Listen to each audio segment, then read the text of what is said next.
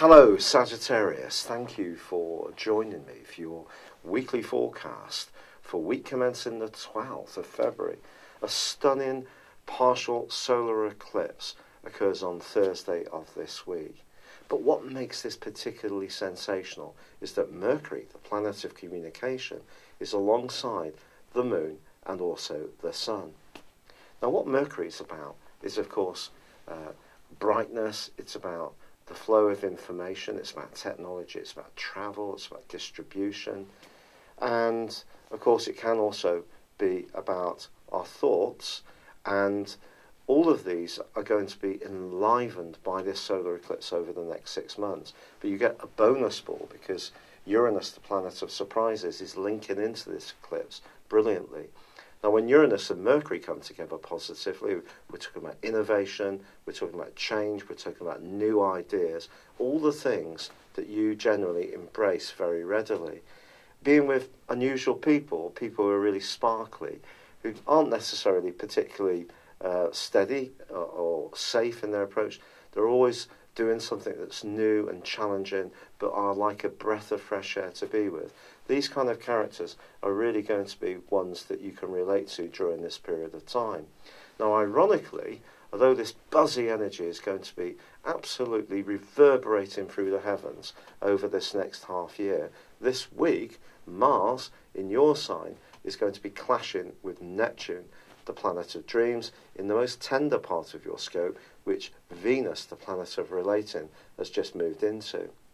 What this suggests is that ideas and mental activity and our articulation of intellectual ideas is not necessarily to do with our feelings. It can be if we can bring our feelings into it, and of course the Moon is about feelings, but I think the combination of the Moon and Mercury and Uranus can be almost saying how we feel very quickly, rapid thoughts, not necessarily perusing things so much.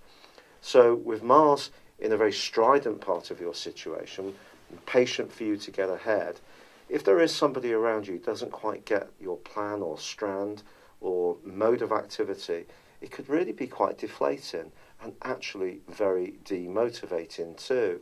And in some ways, very disappointing, especially if it's someone you're very fond of or linked to through your family or friendships.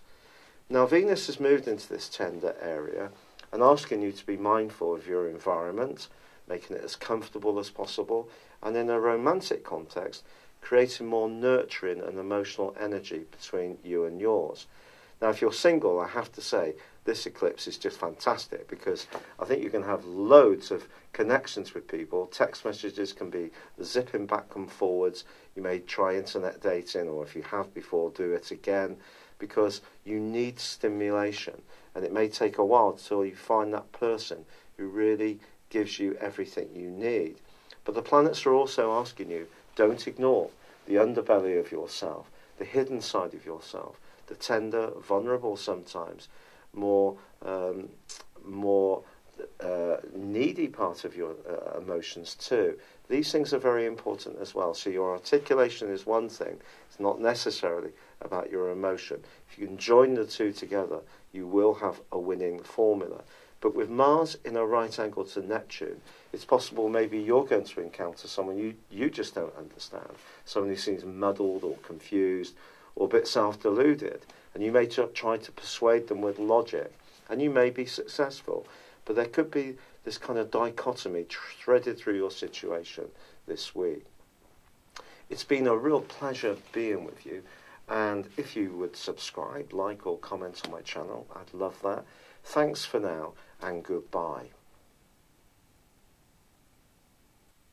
Thank you for joining me. If you'd like to know more, please visit my website at www.patrickarundell.com or download my free app in iOS, Google or Facebook at www.horoscope-ace.com.